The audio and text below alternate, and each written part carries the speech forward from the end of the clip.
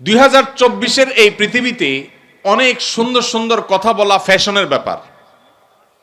মত প্রকাশের স্বাধীনতার কথা, এটা আজকালকার যুগের বেশ চমকপ্রদ একটি স্লোগান। এই স্লোগান যে যত বেশি দিতে পারে সে ততটা আধুনিক হিসেবে সাব্যস্ত হয়। কিন্তু 1450 বছর আগের পৃথিবী যদি আপনি চিন্তা করে দেখুন, সেই পৃথিবীতে নবী করিম সাল্লাল্লাহু আলাইহি সাল্লাম বলেছেন, লা ইকরাহা ফিদ্দীন, ধর্ম গ্রহণে কোনো জবরদস্তি চলবে না, কোনো প্রকার রক্তপাত ছাড়া, দু চারটা বিচ্ছিন্ন ঘটনা ছাড়া, উল্লেখযোগ্য কোনো প্রকার রক্তপাত ছাড়া মুহাম্মদ সাল্লাল্লাহু আলাইহি সাল্লাম যেখানে মক্কা বিজয় করেছেন, তিনি নির্দেশ করলে মক্কার সমস্ত মানুষ ইসলামের ছায়াতলে আসতে বাধ্য হতো। কিন্তু তিনি পরিষ্কারভাবে সবাইকে বললেন, কেউ যদি নিজ ধর্মে অটল থাকতে চায়, শিরক এবং ভুলের পথেও কেউ থাকতে চায়, সে স্বাধীনতা তাকে দেয়া হবে, তার পরিণতি সে আল্লাহর কাছে ভোগ করবে কিয়ামতের ময়দানে। কিন্তু পার্থিব জগতে অ্যাজ এ মুসলিম আমরা তাকে কখনো বাধ্য করব না আমাদের ইসলামে আসতে। নবী করিম সাল্লাল্লাহু আলাইহি সাল্লাম যখন মদিনায় গেলেন, তখনও কোনো জবরদস্তি করে একটি মানুষকে ইসলামের ছায়াতলে আনেননি। যখন তিনি মক্কায় ছিলেন তখনও করেননি। মক্কা যখন বিজয়ীর ভেষে যখন মক্কায় তিনি প্রবেশ করলেন, তখনও তিনি কাউকে জবরদস্তি করেননি। তার পরবর্তীতে যত শাসক ইসলামের ইতিহাসে এসেছে, পরবর্তী সময়কার শাসকদের কথা বলছি, তাদের অনেকের অনেক ভুল ছিল, অনেক ত্রুটি ছিল, তাদের দুধের ধোয়া আমি বলছি না। কিন্তু একটা জায়গায় মুসলিমরা অন্য সবার চাইতে ইউনিক, সেটা হলো যে মুসলিম শাসকরা সচরাচর, বিচ্ছিন্ন ঘটনা থাকতে পারে, সচরাচর তারা ম্যাসিভ লেভেলে জবরদস্তি করে কাউকে ইসলামে তারা আনেন নাই। শুধু ভারতবর্ষে মুসলিমদের যে শাসনের ইতিহাস, সেটা যদি আপনি একটু অধ্যয়ন করেন, আপনি অবাক হতে বাধ্য হবেন। মুসলিমদের শাসনের কেন্দ্র ছিল দিল্লি, অথচ দিল্লিতে মুসলমানদের সংখ্যা সর্বকালেই সবচাইতে কম। কোন কালেই ভারতবর্ষে মুসলিম শাসনের কেন্দ্র এই বাংলাদেশ বা এই অঞ্চল ছিল না। কিন্তু আল্লাহ সুবহানাহু ওয়া তাআলা আমাদের পূর্বপুরুষদেরকে হেদায়েত নসিবে রেখেছেন, তারা ঈমান এনেছেন। যদি মুসলমানরা জোর করে মানুষকে ইসলামে দাখিল করাতো, ইসলামে প্রবেশ করাতো, তাহলে সেক্ষেত্রে সেই সময়টাতেই জোর করে দলে দলে মানুষকে ইসলামে তারা প্রবেশ করাতেন। ইসলামের একটা অন্যতম সৌন্দর্য হলো যে আজকের যুগে মত প্রকাশের স্বাধীনতা কথা বলাটা অনেক সহজ, সেই পরিবেশ আছে। মানুষ আধুনিক বিশ্বে এখন মত প্রকাশের স্বাধীনতাকে অনেক রেসপেক্ট করে, কিন্তু নবী করিম সাল্লাল্লাহু আলাইহি সাল্লাম ১৫০০ বছর আগে সেটা করে গেছেন। প্রত্যেকটা মানুষকে ধর্ম গ্রহণের ক্ষেত্রে পরিপূর্ণ স্বাধীনতা দিয়েছেন এবং কোনো প্রকার জবরদস্তি কারোর উপরে কখনো তিনি আরোপ করেননি। নবী করিম সাল্লাল্লাহু আলাইহি সাল্লামের যে শরিয়া তিনি রেখে গেছেন, এই শরিয়ার আরেকটি সৌন্দর্য হলো, আমাদের সমাজে আপনি দেখবেন ইসলামী শরিয়ার কথা বলা হলে এক শ্রেণীর মানুষ এটাকে অত্যন্ত বর্বর, অত্যন্ত কষ্টের, অত্যন্ত কঠোর, এরকম একটা চিত্র দেওয়ার চেষ্টা করে, এরকম একটা রূপ দেওয়ার চেষ্টা করে যে ইসলাম মানে অনেক জটিল, অনেক কঠিন, মেয়েরা বাহির হইতে পারবে না, পড়ালেখা করতে পারবে না, কোনো কথা বলা যাবে না, ধরা ছোঁয়া যাবে না, এরকম একটা ব্যাপার সবার মনে হয়। অথচ আমরা অনেকে জানি না ইসলামী শরিয়ায় ব্যক্তিগত কোনো অপরাধ, শরিয়ার বিচারে কোরআন এবং সুন্নাহর আলোকে যেগুলো অপরাধ, যেগুলো পাপের কাজ, গুনাহের কাজ, অন্যায় কাজ, এগুলো যদি ব্যক্তিগত পর্যায়ের হয়, ইসলামী শরিয়ার দণ্ডবিধিতে সেগুলোর জন্য কোনো শাস্তির কথাই বলা হয়নি। যেমন কেউ একজন মিউজিক্যাল ইনস্ট্রুমেন্ট ব্যবহার করে গান করছেন বা গান শুনছেন, যদি তিনি কারো ডিস্টার্বের কারণ না হয়, তার এই অপরাধের জন্য ইসলামী হুদুদ বা দণ্ডবিধিতে কোনো হদ বা কোনো শাস্তির কথা, সুনির্দিষ্ট কোনো শাস্তির কথা শরীয়ত বলে দেয়নি। অবস্থার পর্যবেক্ষণ করে কোনো পরিবেশে, কোনো পরিস্থিতিতে যদি নিয়ন্ত্রণহীন হয় বা প্রয়োজন হয়, তাহলে সেক্ষেত্রে তখনকার যারা বিচারক থাকবেন, তখনকার যে বিচার ব্যবস্থা থাকবে, ইসলামী শরিয়া এটা তাদের উপরে ছেড়ে দিয়েছে। বাট কোনো ফিক্স শাস্তির কথা শরিয়ত বলে নাই। কেউ যদি ইসলামের সবচেয়ে গুরুত্বপূর্ণ বিধান নামাজও না পড়ে, অনেক ইমামদের মতো সে ইসলাম থেকে খারিজ হয়ে যায়, কিন্তু ইসলামী শরিয়ার দণ্ডবিধিতে নামাজ পড়ে নাই, এই জন্য তাকে এত বেত্রাঘাত করতে হবে, এতদিন জেল দিতে হবে, অমুক দণ্ড দিতে হবে, এরকম কোনো কথা বলে নাই। এভাবে একজন মানুষ মুসলিম হয়েও যদি অনেক অপরাধে লিপ্ত হয়, যেই অপরাধটার ক্ষতি ওই ব্যক্তির উপরেই শুধুমাত্র বর্তাবে, সমাজের উপরে বর্তাবে না, শরীয়ত ওইটার জন্য কোনো শাস্তির বিধানের কথা পরিষ্কার করে নির্দিষ্ট করে বলেইনি। এর বিপরীতে যদি এমন কোনো অপরাধ কেউ করে যেই অপরাধটা সমাজকে ক্ষতিগ্রস্ত করতে পারে। কেউ চুরি করলো, কেউ ডাকাতি করলো, ছিনতাই করলো, ধর্ষণ করলো, এমন কোন অপরাধ করলো যেই অপরাধের প্রবণতা সমাজে বৃদ্ধি হয়ে সমাজকে রুগ্ন করে দিতে পারে, সেটার ব্যাপারে ইসলাম কঠোর শাস্তির কথা বলেছে। তাহলে ইসলামী শরিয়া মানেই যে ভীতিকর একটা বিষয়, এটাকে নানাভাবে পশ্চিমারা আমাদের সামনে তুলে ধরেছে। আমরা সেটাকে গিলছি গোগ্রাসে। আমাদের দেশের এক শ্রেণী মিডিয়া ইসলামকে, ইসলামী শরিয়াকে আসামের কাঠগড়ায় রেখে এমনভাবে আমাদের সামনে চিত্রায়িত করেছে মনে হয় ইসলামী শরিয়া মানে বিরাট ভয়ঙ্কর কিছু। অথচ এখানে ব্যক্তিগতভাবে আপনি ইসলাম লঙ্ঘন করলেও ইসলাম তার জন্য কোনো ইসলামের দণ্ডবিধিতে কোনো দণ্ডের, সুনির্দিষ্ট দণ্ডের কথা বলে না, কোনো হদের কথা বলেনি। একটি সমাজে মানুষ স্বাধীনতা যতটুকু ভোগ করার সুযোগ পেতে পারে তার সবটুকুন ইসলাম রেখেছে। যখনই মানুষের কোনো স্বাধীনতা সমাজকে ক্ষতিগ্রস্ত করবে, অন্যদের মধ্যে সেটা প্রভাবিত হবে, তখন ইসলাম সেখানে ইন্টারফেয়ার করেছে এবং সেখানে দণ্ডবিধির কথা বলেছে। মুহাম্মদ সাল্লাল্লাহু আলাইহি সাল্লাম যে শরীয়ত আমাদেরকে দিয়ে গেছেন, এই শরীয়ত এতটা অগ্রসর, আজ পৃথিবী শিল্প বিপ্লবের পর নানাভাবে পৃথিবীর পরিবেশকে নষ্ট করেছে। পশ্চিমাদের কাছে এখন সবচাইতে মুখরোচক স্লোগানের নাম হলো পরিবেশ রক্ষা। পৃথিবীর সবচেয়ে বেশি বাজেট আজকের পৃথিবীতে পরিবেশের জন্য। পশ্চিমা দেশগুলোতে গেলে আপনি দেখবেন রাস্তার ধারে ধারে তারা সাইকেল চালানোর জন্য আলাদা লেন করে রেখেছে, বিশাল বড় লেন করে, লেন খালি ফেলে রেখেছে। কেন? মানুষ গাড়ি ছেড়ে যেন সাইকেল ধরে, যেন পরিবেশ একটু রক্ষা পায়। পরিবেশ রক্ষার জন্য এখন বহু চিৎকার চেঁচামাচি, বহু আহাজারি, বহু কান্নাকাটি আপনি শুনতে পাচ্ছেন। আর এই সময়টাতে বৃক্ষরোপণ করা, পরিবেশের ভারসাম্য রক্ষা করার জন্য নানান ওয়াজ, নসিহত, লেকচার, সেমিনার, সিম্পোজিয়াম, বক্তব্য, গবেষণা আপনি দেখতে পাচ্ছেন। এটা কখন পৃথিবীর মানুষ আঁচ করেছে? যখন পৃথিবী অপরিকল্পিত তথাকথিত আধুনিকায়নের নামে পৃথিবীর তার স্বকীয়তা হারিয়েছে। কলকারখানা, কালো ধোঁয়া, এরকম শিল্পোন্নয়নের নামে পৃথিবীর পরিবেশকে যখন ধ্বংস করা হয়ে গেছে, এখন পৃথিবীর মানুষ নড়ে চড়ে বসেছে, না আমাদের এই ভারসাম্য ঠিক রাখতে হবে, আর না হলে আমরা বাঁচবো না, পৃথিবী বাঁচবে না। মুহাম্মদ সাল্লাল্লাহু আলাইহি সাল্লাম যে শরীয়ত দিয়ে গেছেন, সেই শরীয়তে পরিবেশের ভারসাম্য রক্ষায়, পরিবেশকে সুরক্ষিত রাখবার জন্য বৃক্ষরোপণ থেকে নিয়ে যে সমস্ত কর্মসূচির কথা বলেছেন, সেটি ওই সেই 1450 বছর আগে বলেছেন, যখন শিল্প বিপ্লব হয়নি, যখন পৃথিবী দূষিত হয়নি, যখন বায়ু দূষিত হয়নি, যখন পরিবেশ নষ্ট হয়নি, তখন তিনি বলেছেন তোমাদের হাতে যদি, কারোর হাতে যদি গাছের কোনো চারা থাকে, আর এদিকে সে দেখতে পায় ইসরাফিল সিংহা ফুৎকার দিয়ে পৃথিবীর এই জগৎকে, সৃষ্টি জগৎকে শেষ করে ফেলবে, মহাপ্রলয় আসছে, এটা যদি কেউ দেখতে পায়, আর তার হাতে থাকা গাছের চারাটা তিনি রোপণ করতে যাচ্ছিলেন, এই মুহূর্তে দেখতে পায় মহাপ্রলয় হয়ে সব ধ্বংস হয়ে যাবে, এই চারা তো থাকবার কথা নয়, এই রকম পরিস্থিতিতেও যেন তিনি গাছ রোপণ করতে দ্বিধা না করেন, ওই সময়ও যেন সে তার হাতে থাকা গাছের চারাটাকে রোপণ করে দেয়। নবী করিম সাল্লাল্লাহু আলাইহি সাল্লাম যখন পরিবেশ রক্ষার জন্য এই রকম নির্দেশনা দিয়েছেন, বৃক্ষরোপণের গুরুত্ব আরোপ করেছেন, মদিনাবাসীকে কৃষি কাজের জন্য উদ্বুদ্ধ করেছেন। কোরআন এবং হাদিসে শুধু কৃষির উপরে যে সমস্ত আয়াত এবং হাদিসগুলো আছে, কয়েক শত আয়াত এবং হাদিস আছে শুধুমাত্র কৃষি কাজের গুরুত্ব আরোপের জন্য। আমরা সেগুলো চর্চা নাই।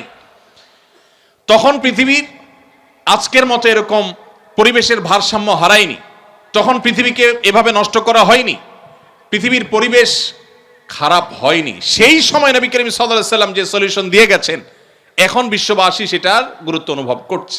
পৃথিবীর সকল সভ্যতায় মানুষ হত্যা করা অপরাধ। মুহাম্মদ সাল্লাল্লাহু আলাইহি সাল্লাম যে শরীয়ত দিয়েছেন, সেখানে মানুষ হত্যা করা তো বটেই, কোন মানুষকে হত্যার জন্য অথবা হত্যার উদ্দেশ্য ছাড়া দুষ্টমি করেও যদি কেউ ভয় দেখায়, অনেক সময় বন্ধু বান্ধব একে অন্যকে দুষ্টামি করে ছুরি ধরেন, ভয় দেখান, কোনো অস্ত্র দিয়ে ভয় দেখান, নবী করিম সাল্লাল্লাহু আলাইহি সাল্লাম কঠোরভাবে সেটাও করতে নিষেধ করেছেন। কারণ সব মানুষের হার্ট একরকম হবে না, অনেক দুর্বল চিত্তের মানুষ আছে, অনেকে সেখান থেকে অসুস্থ হতে পারে, অনেকে দুর্ঘটনার শিকার হতে পারে। মানুষ হত্যা তো অনেক পরের কথা, মানুষ হত্যার প্রচেষ্টাও তো অনেক পরের কথা। দুষ্টমি করে বা কোনোভাবে কাউকে ভীতি প্রদর্শন করা পর্যন্ত ইসলামে নিষেধ করা হয়েছে। সারা বিশ্বের সমস্ত সভ্যতায় কোনো নারীকে উত্ত্যক্ত করা, শারীরিক বা মানসিকভাবে তাকে হ্যারাসমেন্ট করা, এটা অপরাধ সব সমাজে। ইসলাম তার চাইতে আরো এক ধাপ এগিয়ে। মুহাম্মদ সাল্লাল্লাহু আলাইহি সাল্লাম যে জীবন দর্শন আমাদেরকে দিয়ে গেছেন, সেখানে কোন নারীকে আপনি মুখে অশোভন উক্তি করে তাকে লাঞ্ছিত করা, তাকে হেনস্থা করা, শারীরিকভাবে মানসিকভাবে তাকে হেনস্থা করা, এগুলো তো অপরাধ বটেই। ইসলাম আরো এক ধাপ এগিয়ে বলছে, কোন নারীর সৌন্দর্য অবলোকন করে মনে মনে তুমি যদি তাকে রেপ করো, মনে মনে যদি তাকে নিয়ে তুমি বাজে নোংরা চিন্তা করো, জঘন্য কল্পনা করো, ধর্ষণ করো, তাহলে সেটাও অপরাধের খাতায় গণ্য হবে।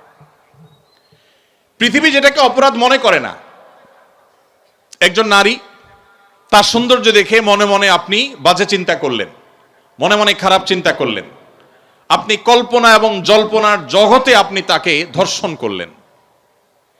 আপনার সেই কল্পনাগুলোকে যদি আপনি মুখের ভাষায় প্রকাশ করেন, পৃথিবীর কোন নারী সেটাকে স্বাভাবিকভাবে নিবে না।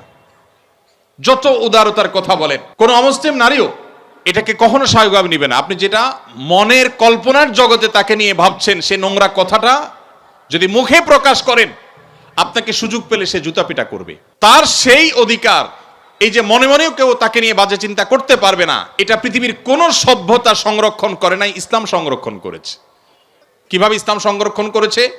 পরিষ্কারভাবে নবী সাল্লাল্লাহু আলাইহি সাল্লামের হাদিস রয়েছে, জিনাল আইনি আন-নাযর, কোন নারীর প্রতি লোলুপ দৃষ্টিতে তাকিয়ে জঘন্য চিন্তা করলে তুমি, এই তোমার দৃষ্টিটাও একটা ব্যভিচার হিসাবে তোমার অ্যাকাউন্টে লেখা হবে, তোমার অপরাধ হিসাবে গণ্য হবে, কিয়ামতের ময়দানে শাস্তি তোমাকে পেতে হবে। কেন? একজন নারীকে তুমি শারীরিকভাবে হেনস্থা করো নাই, মানসিকভাবে হেনস্থা করো নাই, কিন্তু তোমার দৃষ্টি দিয়ে তাকিয়ে মনে মনে তাকে নিয়ে জল্পনা কল্পনা করে এই মনোজগতে তাকে তুমি রেপ করেছো, এই জন্য তোমার আল্লাহর কাছে জবাবদিহি করতে হবে, কিয়ামতের ময়দানে শাস্তির মুখোমুখি হইতে হবে। এটাকে অপরাধ হিসাবে গণ্য করেছে। পৃথিবীর কোন সভ্যতা যেটাকে অপরাধ হিসাবে গণ্য করেনি।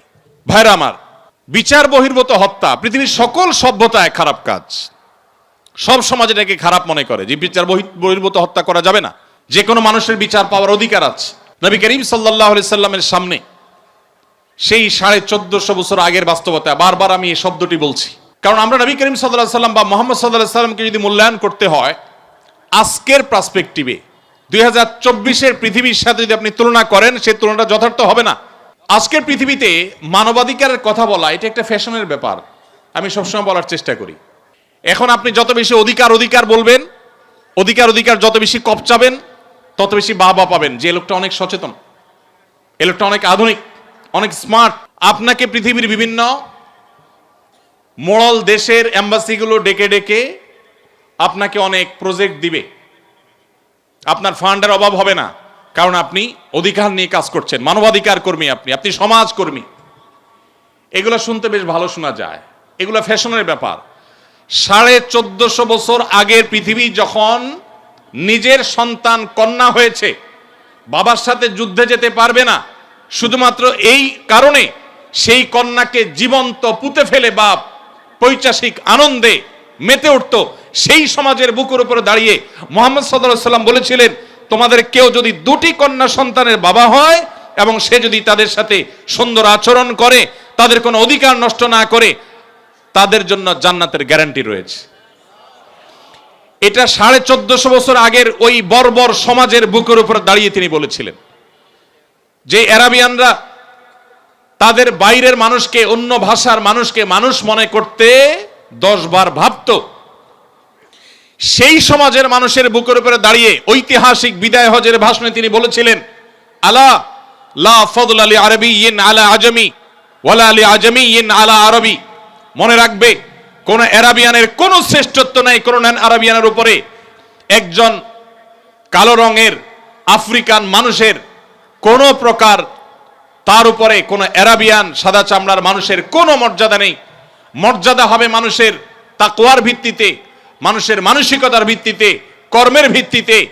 যদি বাংলাদেশের আনাচে কানাচে থাকা কোনো গ্রামের মানুষ তিনি সৎ হন তার চিন্তায়, তার কর্মে, তার দর্শনে, তাহলে সেই মানুষটি আরবের মক্কার কাবার পাশে থাকা, কাবার ভেতরে থাকা কোনো খারাপ মানুষ, খারাপ চিন্তা, খারাপ কর্মের মানুষের চাইতে ওই বাংলাদেশের আনাচে কানাচে থাকা মানুষ আল্লাহর কাছে শ্রেষ্ঠ এবং সেরা।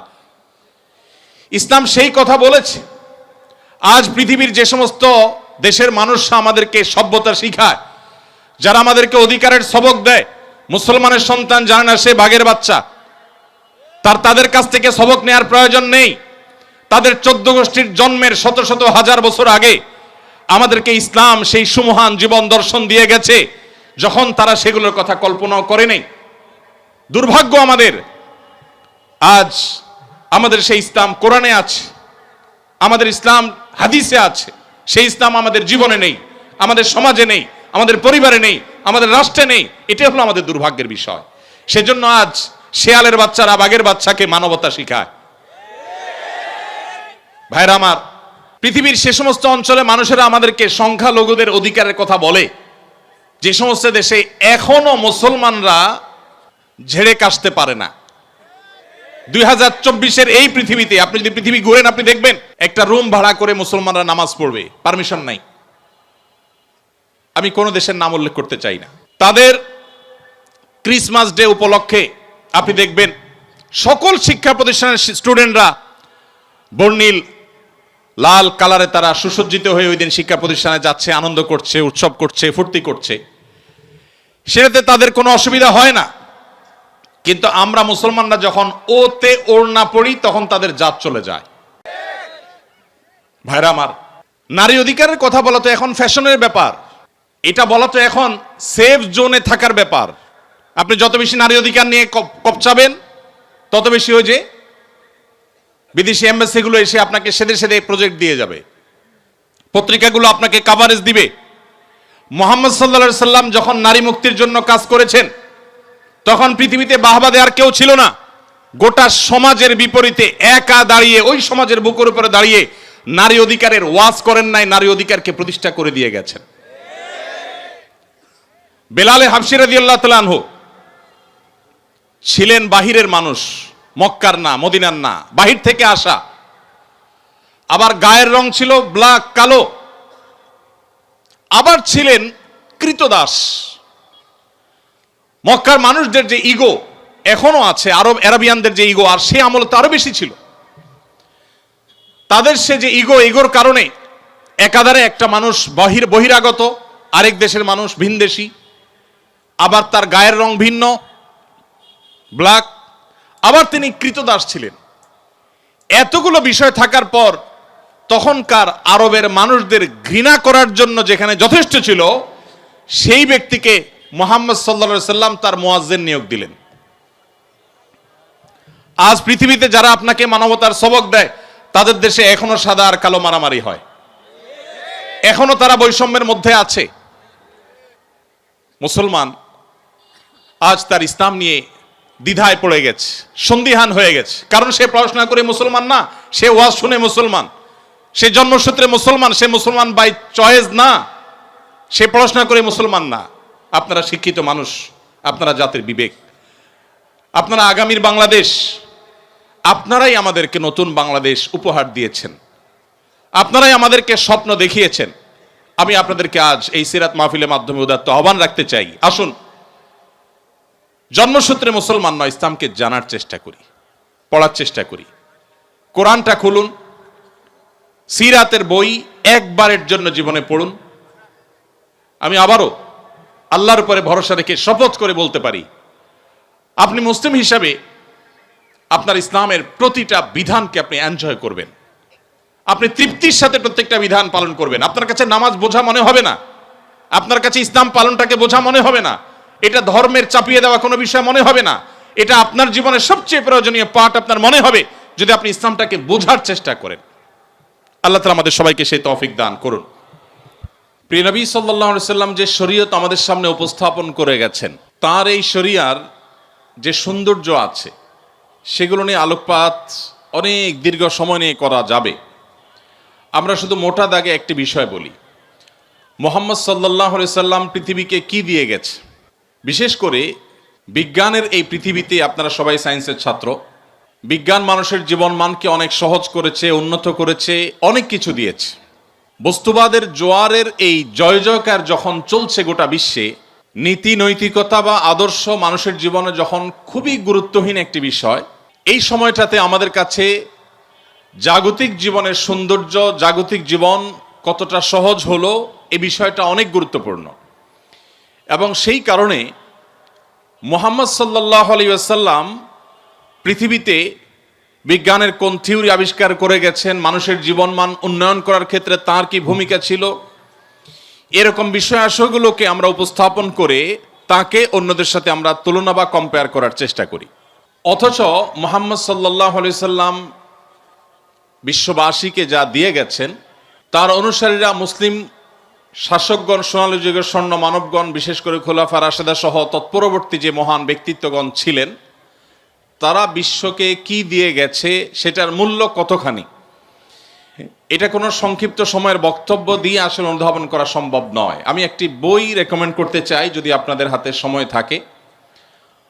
ভারতবর্ষের একজন বড় মনীষী ছিলেন, একজন বড় ইসলামিক স্কলার ছিলেন, ভারতের লখনৌর নদওয়াতুল উলামার সৈয়দ আবুল হাসান আলী আন-নাদবী রাহিমাহুল্লাহ, যিনি পশ্চিমের বড় বড় বিশ্ববিদ্যালয়গুলোতে একজন আলেম এবং ইতিহাসের ছাত্র হয়েও অতিথি লেকচারার হিসাবে বিভিন্ন সময় লেকচার দিতেন।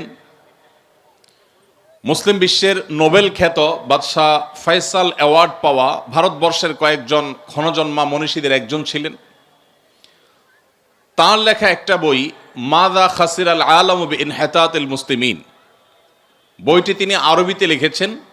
এই বইয়ের ভূমিকা তিনি লিখেছেন যে এই বই যখন আমি আরবি ভাষায় লিখি, তখনও পর্যন্ত আমি কোনো অ্যারাবিয়ানের সাথে আমার সাক্ষাৎ হয়নি, এবং কোনো আরব দেশে অন্য কোনো কাজে তো বটেই, এমনকি হজ বা ওমরা করার যাওয়ার সুযোগও আমার হয়নি। তার বয়স ছিল সম্ভবত তখন 17 কি 18। এই বয়সে তিনি যে বই লিখেছেন মাযা খাসির আল আলাম বিইনহিতাতিল মুসলিমিন আরবিতে, সেই বই নাই। মিডল ইস্টের এমন কোনো সমৃদ্ধ লাইব্রেরি একটিও খুঁজে পাওয়া দুঃসাধ্য হবে। আমি 10-10টি বছর মিডল ইস্টে কাটিয়েছি। মিডল ইস্টের যে সমস্ত ভাইয়েরা সেখানে পড়াশোনা করছেন, বা মধ্যপ্রাচ্যের বিভিন্ন বিশ্ববিদ্যালয়গুলো, বিভিন্ন শিক্ষা প্রতিষ্ঠানগুলো, বিভিন্ন লাইব্রেরি সম্পর্কে ন্যূনতম ধারণা রাখেন, এমন যে কেউ বলতে পারবেন।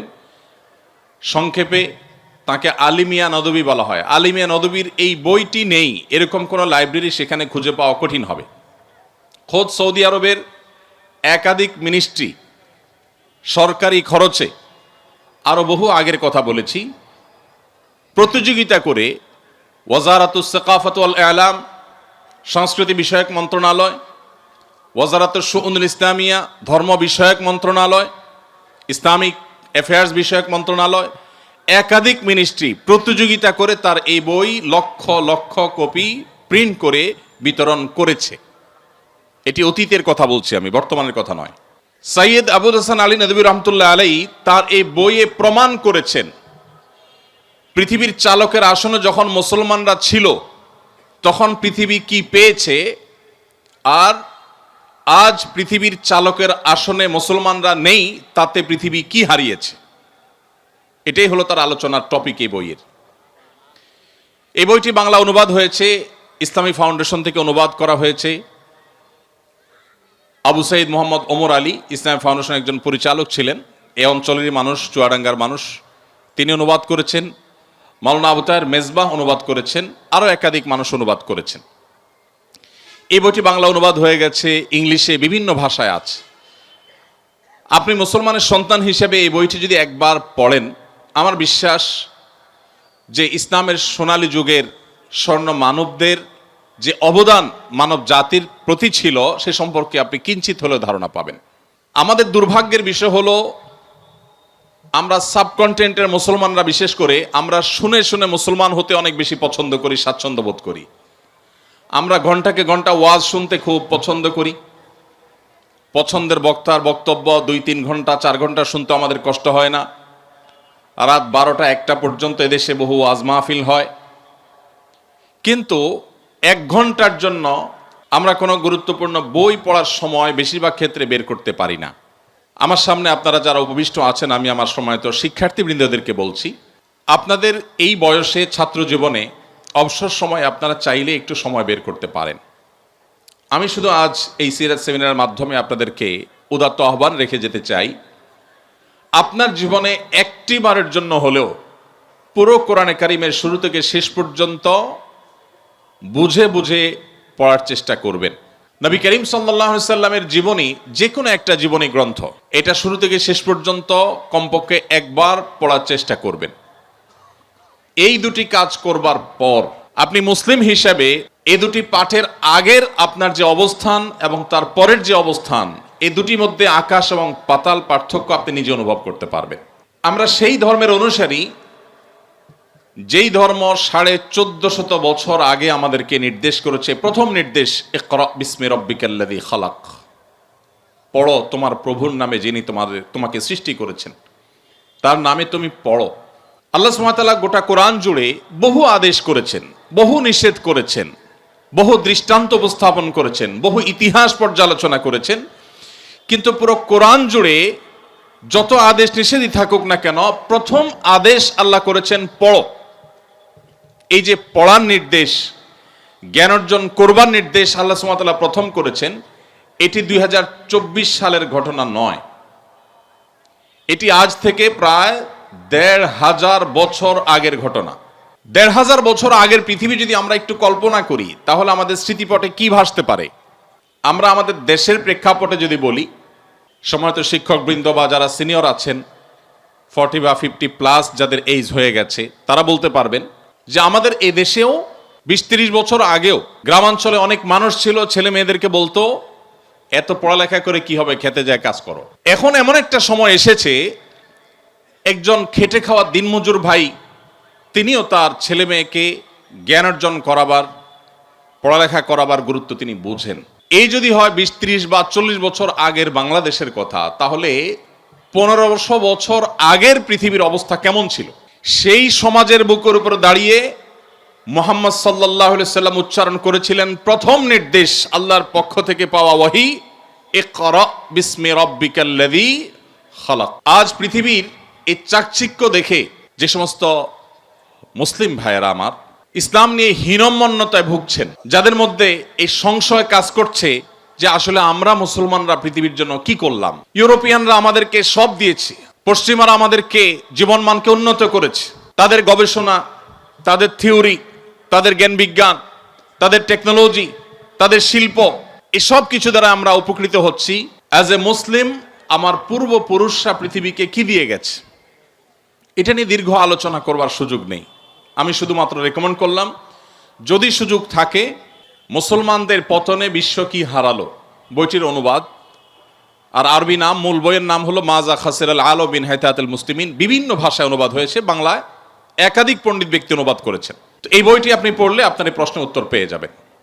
মুহাম্মদ সাল্লাল্লাহু আলাইহি সাল্লাম তিনি পৃথিবীকে কি দিয়ে গেছেন? নবী করিম সাল্লাল্লাহু আলাইহি ওয়াসাল্লাম যে শরিয়া আমাদের সামনে রেখে গেছেন, তার যে জীবন দর্শন, আল্লাহর পক্ষ থেকে পাওয়া ওহীর ভিত্তিতে যে জীবন দর্শন, এটা যিনি রেখে গেছেন, এর মাধ্যমে মানবতাকে মর্যাদার সর্বোচ্চ আসনে তিনি আসীন করে গেছেন।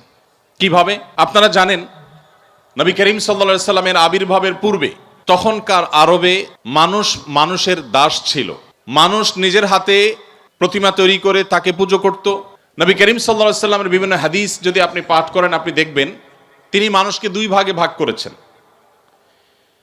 এক শ্রেণী মানুষ আল্লাহর দাসত্ব করে, আরেক শ্রেণী মানুষ নিজের প্রবৃত্তির দাসত্ব করে। পৃথিবীতে দাস ছাড়া কেউ নেই, সবাই দাসত্ব করে। কিছু মানুষ নিজের সৃষ্টিকর্তার দাসত্ব করে, আর কিছু মানুষ নিজের অজান্তে নিজের নফস বা প্রবৃত্তির দাসত্ব করে। যিনি বলছেন আমি আল্লাহ তাআলার আনুগত্য কেন, কারোর কথা শুনি না, আমার মনে যা চায় তা করি, তিনি তার মনের গোলামি করেন এবং তার মন তাকে যেদিকে যখন ঘুরায় তখন সে সেদিকে ঘুরে। আল্লাহ রাব্বুল আলামিনের গোলামি যারা করেন, তাদের এই দাসত্ব, এটা তাদের মনে কখনো সংকীর্ণতা তৈরি করে না। সাধারণত দাসত্ব তো অনেক বড় কথা, কেউ কারোর অধীনে থাকতে মানুষ খুব বেশি স্বাচ্ছন্দ্য বোধ করে না। সৃষ্টিগতভাবে মানুষ চায় যে নিজের মতো চলতে, কারোর খবরদারি, কারোর কর্তৃত্বের অধীনে থাকা মানুষের কাছে কখনোই ভালো লাগে না।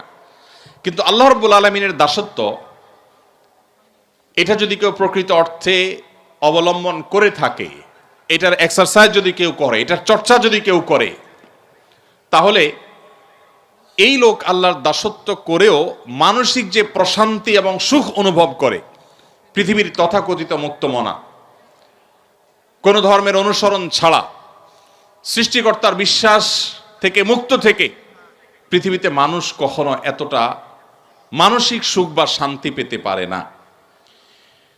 আপনি নিজে আল্লাহ রাব্বুল আলামিনের দাসত্ব যদি কিছু কাল করে দেখেন, ফার্সি ভাষায় একজন কবি বলেছেন, সালেহাতু সাঙ্গে বুদিদিল খারাস আজমুদে এক জামানা খাকেবাস।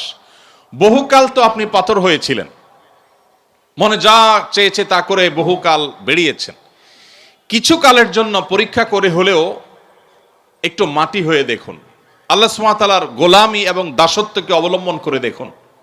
আল্লাহর শপথ করে বলছি, আপনি আল্লাহর সামনে আপনার মাথাকে যখন অবনত করে আপনি তাসবিহ নিবেদন করবেন, আল্লাহর পবিত্রতা জ্ঞাপন করবেন, আপনার যে কোনো বিপদে, যে কোনো কষ্টে যখন দুহাত তুলে চোখের পানি ছেড়ে দিয়ে আল্লাহর কাছে আপনার মনের কথাগুলো তুলে ধরবেন, আপনি হালকা অনুভব করবেন। কোনো মানুষের কাছে যদি আপনি যে নিজের চাওয়ার কথা বলেন, কোনো মানুষের কাছে যদি আপনি কোনো কিছু বলেন, হাত পাতেন, তো মানসিকভাবে আপনার কষ্ট হবে, আপনার দুঃখ হবে, অপমান বোধ হবে, লাঞ্ছনা অনুভব হবে যে আমি অমুকের কাছে ছোট হয়েছি।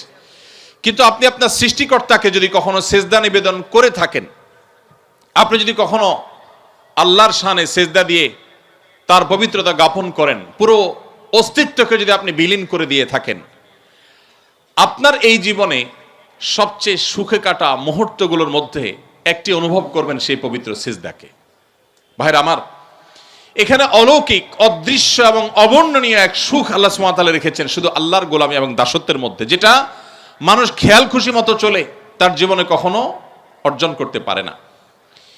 পৃথিবীর যে সমস্ত দেশে বা যে সমস্ত অঞ্চলের মানুষ নিজেদেরকে অনেক বেশি স্বাধীন মনে করে, আল্লাহ সুবহানাহু ওয়া তাআলার দাসত্বের শৃঙ্খল থেকে যারা তাদেরকে মুক্ত মনে করেন, সেই মানুষগুলোর এনভায়রনমেন্ট, তাদের পরিবেশ, তাদের প্রকৃতি আমাদের চাইতে অনেক সুন্দর। আপনারা যারা গিয়েছেন তারা বলতে পারবেন।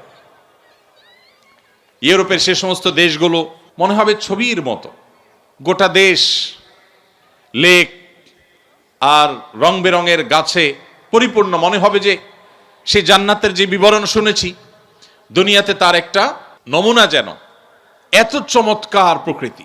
অর্থনৈতিকভাবে সে রাষ্ট্র, সে সমাজ এতটা বলিষ্ঠ যে তাদের অভাব বলতে কিচ্ছু নেই। তাদের অবকাঠামো এত সুন্দর, এত চমৎকার যে কোনো রাস্তাঘাট, কোনো কালভার্ট, কোনো বিল্ডিং, কোনো স্থাপনা, কোনো জায়গায় আপনি ত্রুটি খুঁজে পাবেন না, খুঁত খুঁজে পাবেন না। যেদিকে চোখ যাবে শুধু নিখুঁত আর নিখুঁত দেখতে পাবেন।